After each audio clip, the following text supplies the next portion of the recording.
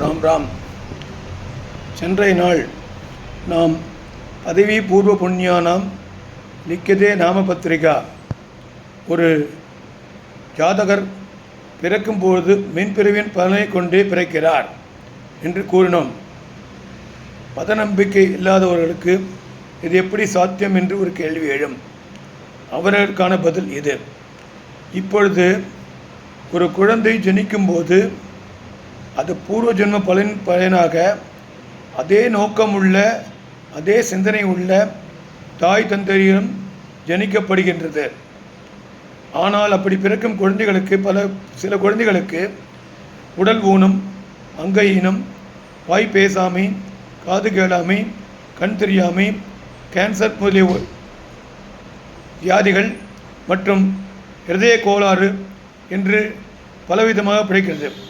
இதிலும் ஒரு விந்தை என்னவென்றால், ஒரு ஏழையின் குடும்பத்தில் அது பிறந்து விட்டால் அதன் காரணமாக அது தாய் தந்தையரும் அல்லவரிடம் கிடைக்கிறது. இதற்கு காரணம் என்னவென்றால், மின்பிறவியில் வயதான காலத்தில் தாய் தந்தையரை கவனிக்காதவர்கள் மறுபிறவிகள் தாய் தந்தையராய் ஊனமுன்ற குழந்தைகளை பெற்று வருத்தப்படும் சாத்தியமாகிறது. சரி, மனித பிறவிக்கு இது என்றால் விலங்கியலுக்கு என்னவென்று பார்ப்போம். பூனை, நாய் போன்றவை குட்டி போட்டால் பல குட்டிகள் ஒரு குட்டியை மருந்தாக்கி ஒழுங்கிவிடும் என்பார்கள். அப்படியும் பிழைக்கும் சில குட்டிகள் விபத்திலோ அல்லது ஏதோ ஒரு காரணங்களால் இளம் வயதிலே இறக்க நேருகிறது. சில தாவரவியலை எடுத்துக்கொள்வோம். தாவரவியங்கள் பூச்சிப்பொருட்கள் அழிக்கப்படுகின்றன, சில காளான்களாக இருந்து அழிக்கப்படுகின்றன. மேலும் தாவரவியல்களில் புழு முதலியவை விளக்குவதற்கு பூச்சிக்கொல்லிகள் இயக்கப்படுகின்றன.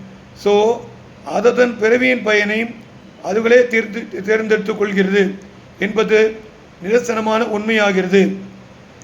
இதனால்தான் பூர்வ புண்ணிய பயனால் ஒரு ஆன்மா மற்றொரு பிறவியை எடுக்கிறது தெல்ல தெளிவாக விளைகிறது.